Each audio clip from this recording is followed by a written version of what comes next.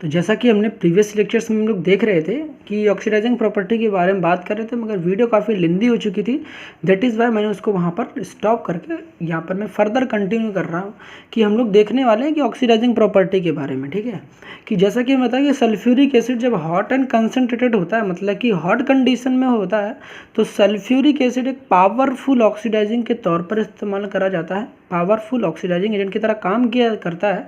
Oxidising agent क्या होते हैं, मैंने क्या बताया था कि जो दूसरे को ऑक्सीडाइज करते हैं और खुद रिड्यूस हो जाते हैं, मतलब दूसरे का चार्ज इंक्रीज करते हैं और खुद का चार्ज रिड्यूस करते हैं, उसे हम क्या कहते हैं, पावर, मतलब ऑक्सीडाइजिंग एजेंट कहते हैं। पावरफुल तो लगाने के लिए बना है कि भाई सब ज़्यादा पावरफुल है, बाकी समझ तो क्या होगी, ऑक्सीडाइजिंग एजेंट दूसरे को ऑक्सीडाइज करते हैं और इटसेल्फ रिड्यूस करते हैं। ठीक है, तो यहाँ पर रिएक्शंस हम लोग देख रहे थे, तो रिएक्शन में हमने क्या समझा था कि कार्बन अगर H2SO4 के साथ रिएक्शंस करता है तो इसके 2 मोल लेते हैं।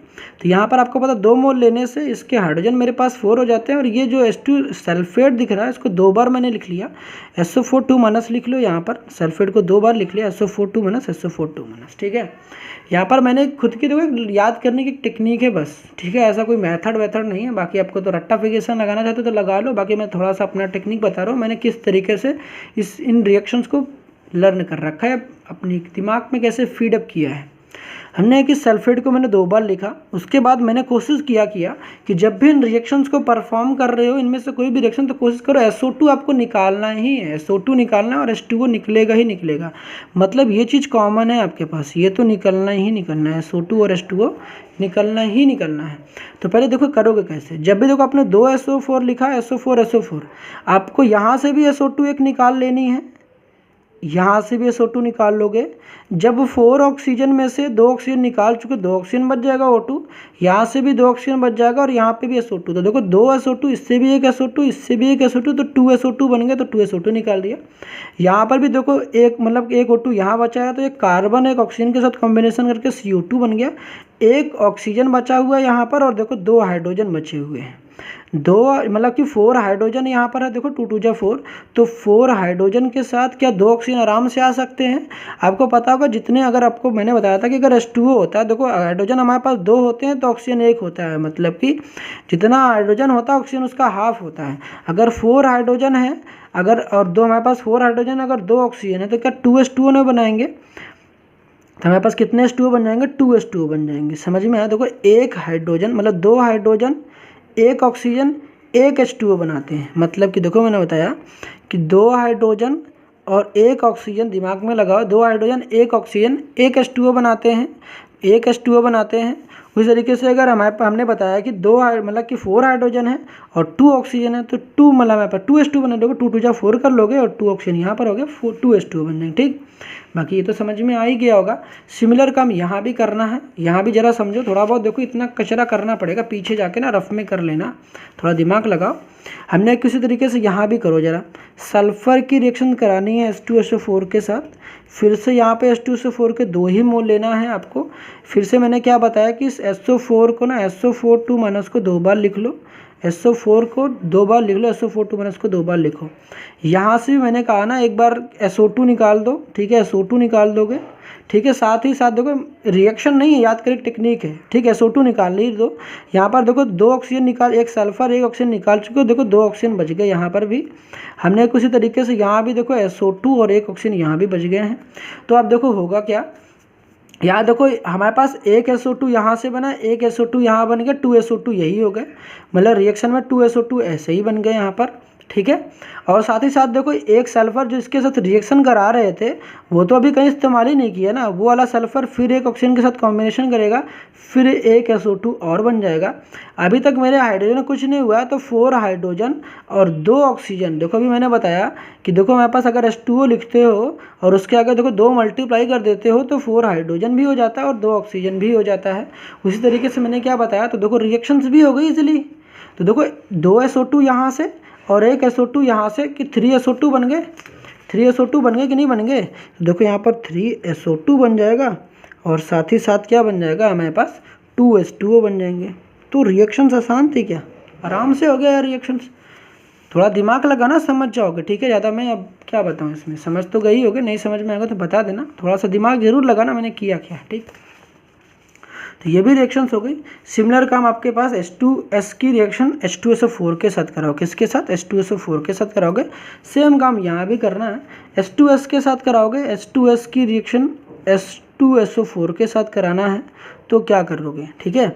यहाँ पर कराने के लिए देखो आपको क्या काम करना है, यहाँ पर कराने के लिए आपको क्या काम करना है, इस SO4 को ना लिखो, SO4 को यहाँ पे लिखो, ठीक है। लिखने के लिए आपने SO4 को लिखा, SO4 को लिखने के बाद आपने क्या काम किया कि इसमें से एक आपने यहाँ पर आपको 2 मोल नहीं निकालने। H2S में देखो ना, इस वाले में जो नॉन मेटल थे, देखो दोनों नॉन मेटल थे, एक सल्फर था एक कार्बन था, तब आपने इसके 2 मोल लिए थे। यहाँ पर आपको ऐसा काम नहीं करना है, यहाँ पर आपको SO4 2- लिया और यहाँ से एक SO2 निकाल लो। देखो एक SO2 निकाल लोगे और एक ऑक्सीजन निकाल लोगे, ठीक है। यहाँ पर एक ऑक्सीजन निकाल लोगे, मतलब O2 निकाल लोगे, SO2 हो गया और O2, देखो 2 ऑक्सीजन यहाँ पर, 2 ऑक्सीजन इधर, 4 हो गए और ये सल्फर था। हमने कब इसके थ्रू क्या करना है, देखो मेरे पास ना इसलिए क्यों नहीं कर रहे हैं, क्योंकि यहाँ पर देखो मेरे पास 4 हाइड्रोजन पहले से ही हो गए मेरे पास, और यहाँ पर क्या था कि इसमें 4 हाइड्रोजन नहीं हो पा रहा था, तो मैंने 2 से मल्टीप्लाई किया था। अब जब ऐसा होगा कि देखो 2 हाइड्रोजन यहाँ का, 2 हाइड्रोजन यहाँ का, 4 हाइड्रोजन हो गए। 4 हाइड्रोजन जैसे हुए मुझे पता चलेगा कि भाई 2H2O निकल जाएंगे। देखो H2O लिखेंगे, 2 से मल्टीप्लाई कर देंगे, 4 हाइड्रोजन और 2 ऑक्सीजन भी हो गए, तो 2 ऑक्सीजन इसी में कवर अप हो गए। अब मेरे पास SO2 बच जाएगा, तो SO2 गैस रिलीज हो जाएगा, और ये वाला जो सल्फर रहेगा, देखो इसका SO2, ये वाला देखो SO2 गैस लिबरेट हो गया यहाँ पर, और ये वाला दोनों हाइड्रोजन, ये वाले हाइड्रोजन्स, ये दोनों, ये वाले हाइड्रोजन, ये वाला हाइड्रोजन आपस में मिलकर 2H2 बना लिए। ये वाला सल्फर तो कहीं इस्तेमाल ही नहीं, ये वाला सल्फर एज इट इज़ निकल जाता है, ठीक है। समझ में आई रिएक्शन, ये वाला सल्फर एज इट इज़ निकल जाता है। तो मेरे पास रिएक्शंस क्या बनी, रिएक्शंस जो हमारे पास फाइनल इस वाले की रिएक्शंस होगी, तो मैं यहाँ नीचे लिख दे रहा हूँ उसको कलरफुल में, 2H2O SO2, 2H2O plus SO2 plus sulphur, ये थी इस रिएक्शंस का पार्ट, ठीक है। एक बार मैं फिर से लिख दूँ, SO2 प्लस का सल्फर, ठीक है। तो समझ में आया कि नहीं आया। तो H2S सल्फ्यूरिक एसिड के साथ रिएक्शन करके क्या बना लेता, कोलॉइडल सल्फर बना लेता, ठीक, कोलॉइडल सल्फर बना लेता है, सल्फर डाइऑक्साइड गैस रिलीज हो जाता है। तो आपको क्या बात पता चला, H2S के साथ रिएक्शन करा रहे हो, सल्फर के साथ करा रहे हो, कार्बन के साथ, इन सभी में H2O और SO2 तो बन ही रहा है, H2O और SO2 तो बन ही रहा है, ठीक है। कार्बन के साथ कराया था तो कार्बन डाइऑक्साइड गैस रिलीज हुई थी। बाकी लर्न कैसे करना है उसकी भी टेक्निक तो मैंने आपको बताया ही बताया। रही बात कॉपर के साथ, अब कॉपर के साथ भी बिल्कुल सेम काम करना है। देखो SO4 को 2 बार यहाँ लिखना है, यहाँ लिखना है।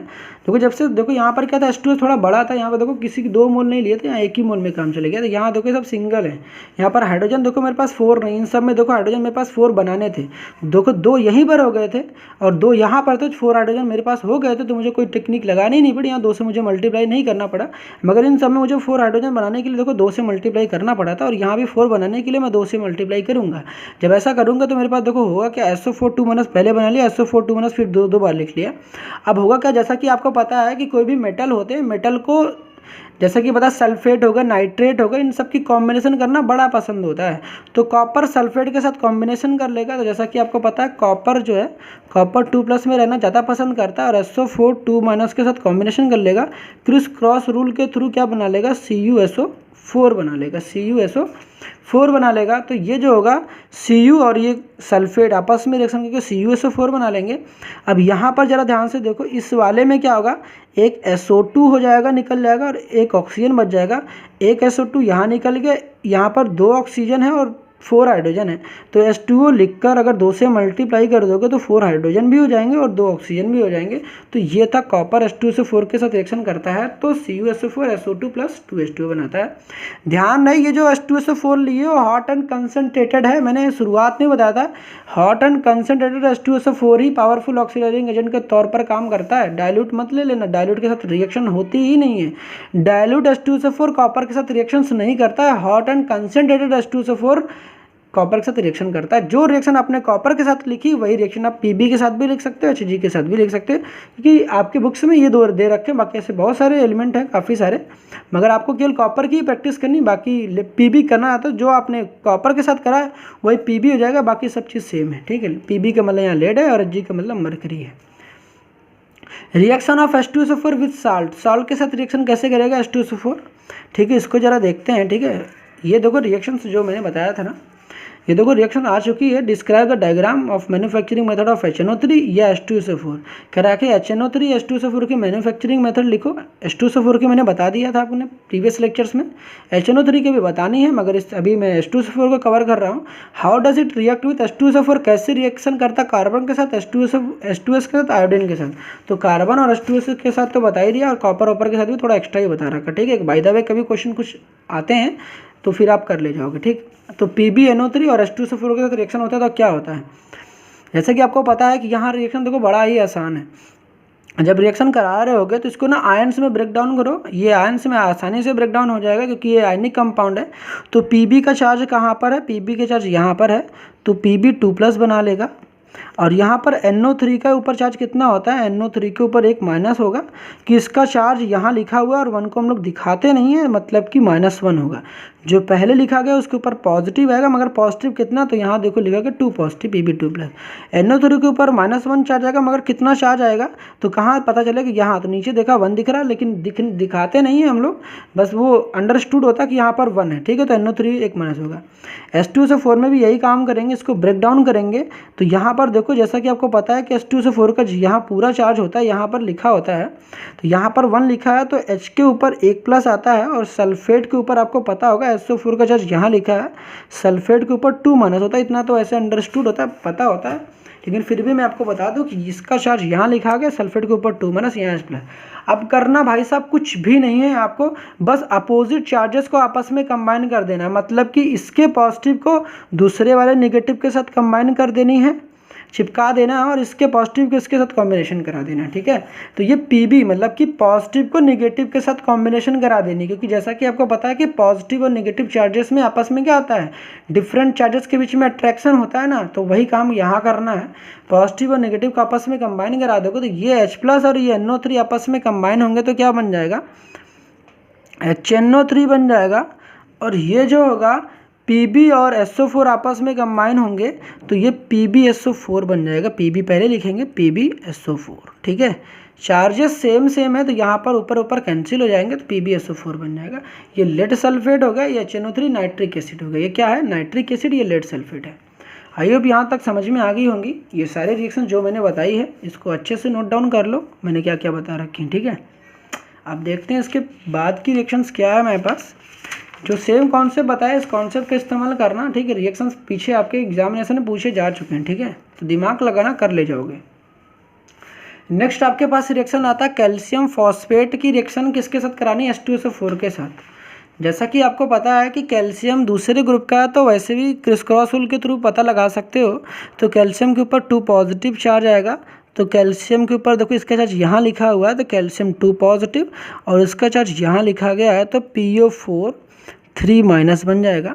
H2SO4 को फिर से ब्रेक डाउन करोगे तो H+ में कन्वर्ट होगा, और सल्फेट SO4 2- सल्फेट होता है, नहीं पता तो जान लो, SO4 2- सल्फेट होता है, और PO4 3- फॉस्फेट होता है। क्या मैंने बताया, लिख लो, इसको हम लोग बोलते हैं फॉस्फेट, और इसको क्या बोलते हैं, सल्फेट, ठीक है। सल्फेट आयन है और ये फॉस्फेट आयन है, ठीक है। आपस में कॉम्बिनेशन कराओगे, इसके पॉजिटिव को इसके नेगेटिव के साथ कॉम्बिनेशन कराओगे तो बताओ क्या बनेगा। जैसा कि आपको पता है कि यहाँ देखो पहले पॉजिटिव पार्ट को लिखते हैं फिर नेगेटिव, तो H+ को पहले लिखेंगे, PO4 3- को बाद में लिखेंगे। आपस में क्रिस क्रॉस रूल कराओगे तो आपको पता है कि H के नीचे इधर 3 आएगा, इस H के नीचे 3 आएगा तो H3 हो जाएगा, और PO4 हो जाएगा। 1 को हम लोग यहाँ दिखाते नहीं हैं, ठीक है, दिखाना है तो दिखा लो, बाकी वियर्ड सा लगता है तो हम लोग केवल ऐसे लिखते हैं H3PO4। H3PO4 क्या है, फॉस्फोरिक एसिड, या फिर इसी को हम लोग ऑर्थोफॉस्फोरिक एसिड भी कहते हैं, ठीक है, तो ध्यान रखना। तो क्या बना मेरे पास, इसके साथ रिएक्शन कराया तो मेरे पास देखो बना H3PO4 बन गया, H3PO4 बन गया, इनकी और इनके कॉम्बिनेशन तो H3PO4, और ये कैल्शियम और सल्फेट आपस में कॉम्बिनेशन करेंगे तो कैल्शियम सल्फेट बना लेंगे, ठीक है। समझ में आ गई होंगी रिएक्शंस। सिमिलर काम यहाँ भी करना है यार, रिएक्शंस हार्ड नहीं है। आयन में तोड़ो, कैल्शियम के ऊपर 2+ और क्लोराइड के ऊपर Cl-1, ठीक है, ये तो पता होगा। सिमिलर काम यहाँ भी करना है, H+ और SO4 2- कॉम्बिनेशन कराओगे तो H का Cl के साथ कॉम्बिनेशन कराओगे तो HCl हो जाएगा, हाइड्रोक्लोरिक एसिड, और ये जो होगा कैल्शियम सल्फेट के साथ रिएक्शन करेगा तो कैल्शियम सल्फेट। ठीक है, रिएक्शंस आसान है यार, ठीक, प्रैक्टिस करना। कैल्शियम की इसको भी ब्रेक डाउन करोगे तो कैल्शियम के ऊपर 2 पॉजिटिव चार्ज आएगा और फ्लोरीन के ऊपर F-1 चार्ज आएगा। इसका चार्ज यहाँ लिखा हुआ है और फिर से इसको ब्रेक डाउन करोगे तो H+ में टूटेगा और SO4 2- में ब्रेक डाउन होगा तो यहाँ बन जाएगा HF। ठीक है, प्लस क्या बन जाएगा यहाँ पर HF बन जाएगा और ये कैल्शियम सल्फेट बन जाएगा। तो मुझे क्या पता चला कि जब सल्फ्यूरिक एसिड किसी सॉल्ट के साथ रिएक्शन करता है तो यहाँ पर ये क्या बनते हैं, ये मेरे पास फॉस्फोरिक एसिड था, ये एक वोलाटाइल एसिड्स की फॉर्मेशन होती है। ये क्या होते हैं, ये सभी वोलाटाइल एसिड की फॉर्मेशन होती है। वोलाटाइल मतलब स्केपेबल एसिड होते हैं, स्केप आउट कर जाते हैं, वोलाटाइल एसिड की फॉर्मेशन होती है। तो आई होप इस लेक्चर्स में जो प्रीवियस लेक्चर था उसके मैंने पार्ट को कवर अप किया है, तो बताई गई तमाम रिएक्शन समझ में आई होंगी। अगर बातें समझ में आ रही तो अपने उन दोस्तों तक जरूर शेयर करना जिनको शायद समझने की नीड होगी। मिलते हैं नेक्स्ट लेक्चर्स में, तब तक के लिए ऑल द बेस्ट।